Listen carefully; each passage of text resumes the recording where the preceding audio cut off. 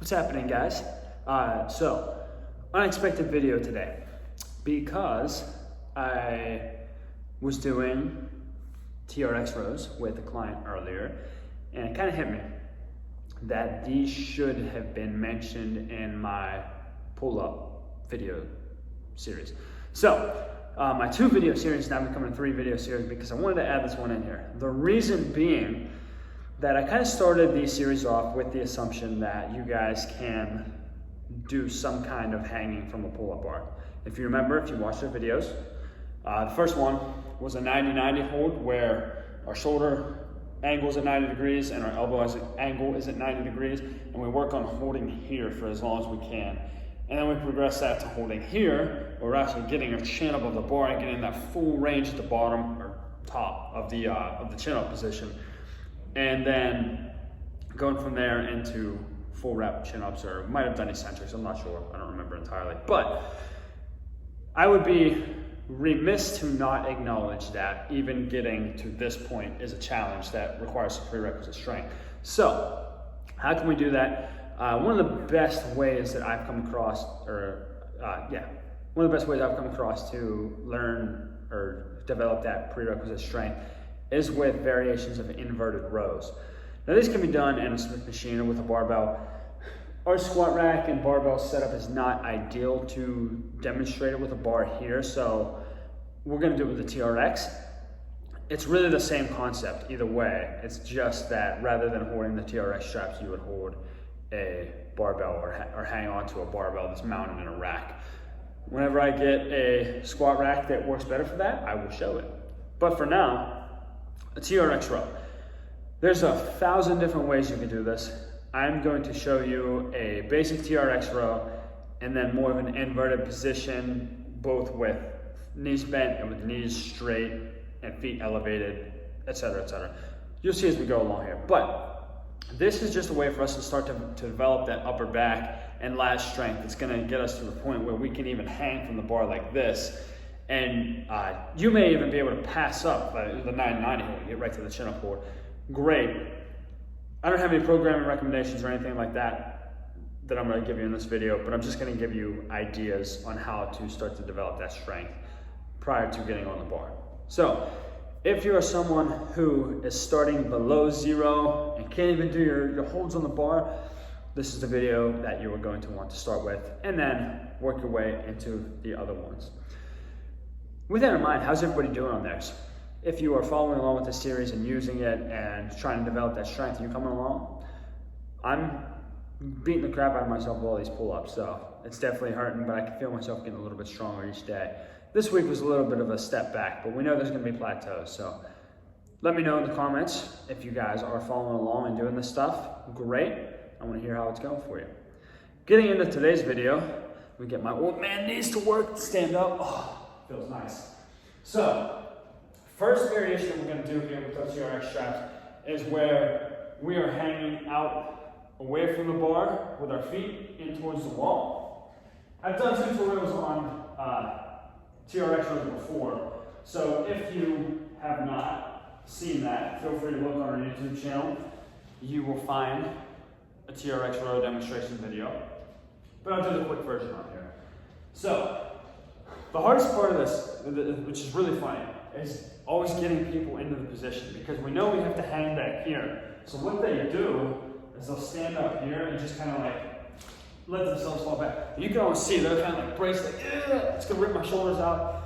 You don't have to do that. This is my secret trick for how to set up for a TRX row at the beginning. So standing back here, I can see my head's cut off on the camera. I hope you guys get the idea. You know what? Heck with that. I'm gonna move this.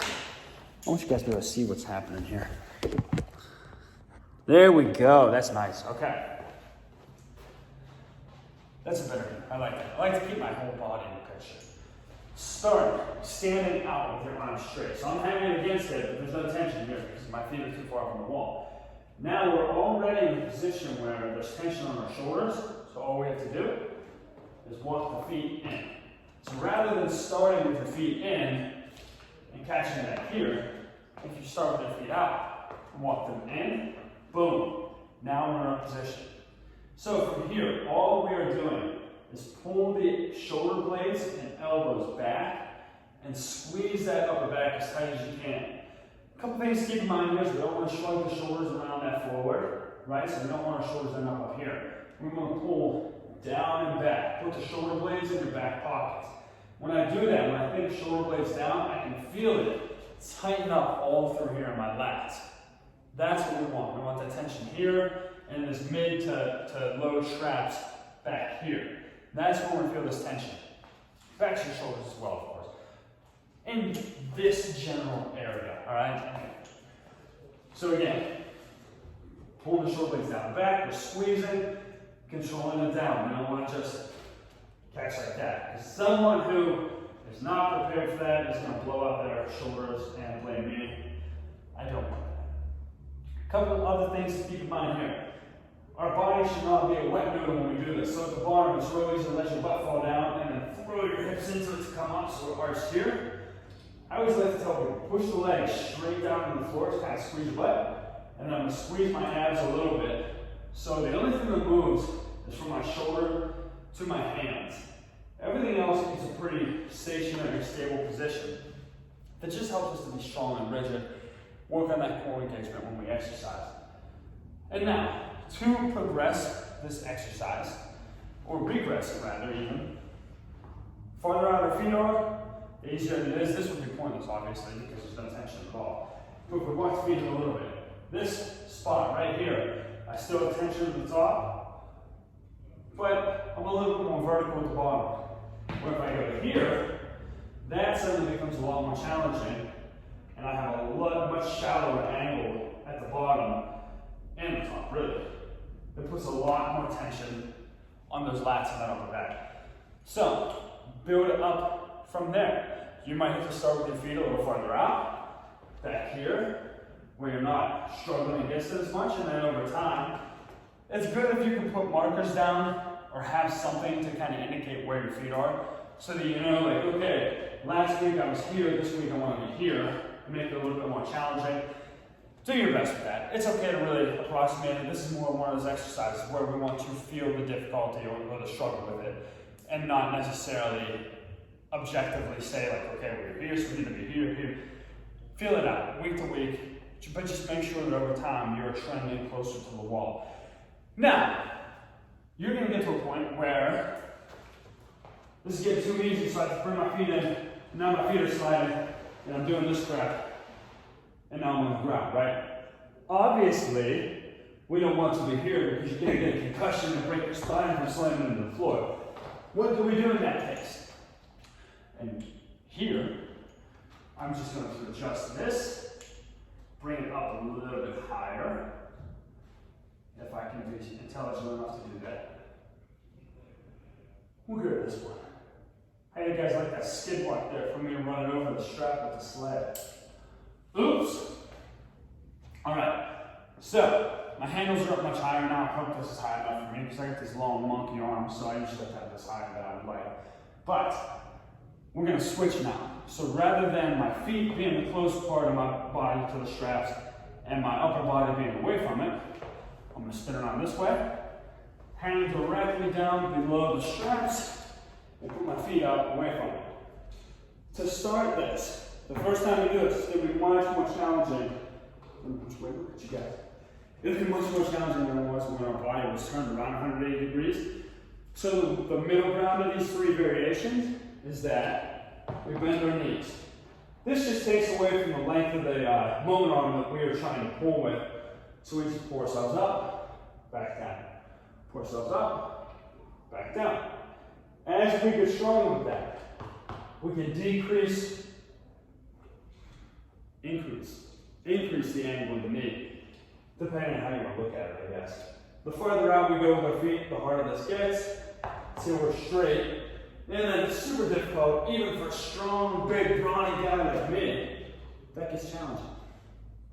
Let's see if I can stand up here. So it's the same idea where if our knees are bent, our feet are closer in, and as we extend them out, it gets more challenging. It's really the same thing here, right? The closer our feet are underneath us out here, the easier it is. As our feet get out away from our body, that angle changes, it gets more challenging. Now from there, once you have mastered the straight leg inverted row in the TRX, or again, if we have barbell mounted here that you're holding on to, same concept. But we can then add in an elevated foot platform. So here I have our plyo box, and watch me fail miserably, you guys can all laugh at me. We can elevate our feet now and do the same thing. So we've completely inverted that angle that we were hanging at, and now these suddenly become extremely challenging for us.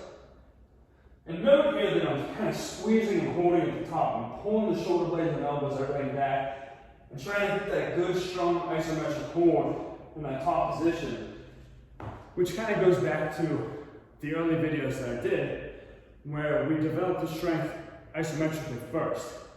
So we're in an isometric position here, holding as long as we can. Isometric position here, holding as long as we can. You can do that with these. To be completely honest, I feel like it would be actually more challenging than doing it from the bar. And as opposed to doing the reps, I think that's a little bit easier here. So, but we add in that little bit of time tension, a little bit of time under tension, squeezing everything, developing that strength and getting that motor control to tighten up our back and hold us here. So we're not just trying to curl ourselves up with our biceps. We're squeezing with the back and the lats, the traps, all that stuff. Building that strength up so that we can progress to doing the hanging stuff on the bar. I'm out of breath. I talk too much and I'm out of shape as it is. But those are 3 variations of an inverted row using a TRX to get you from absolute 0, we'll say, to 0 with pull-ups. So we're going back to the start where I can't do a single pull-up, but I can hold onto a bar, hold here. Maybe we can't do that. We want to call you an absolute 0. Don't feel too bad about that. This is why I exist. This is why I have a job and why I'm here to help you guys, because I want you to be able to do pull-ups. And even if you're terrible at it right now, there's always a way to get better. So give these a try if the isometrics still felt like they were above your level. I hope you guys found this video useful. If you haven't, subscribe to the channel, like the video, hit the bell notification thing, because that's what all the YouTube influencers say now. And if you guys are watching on Instagram, thanks for checking this out. Make sure you follow us on there. And I will talk to you guys in the next video, whenever that may be. Have a good one.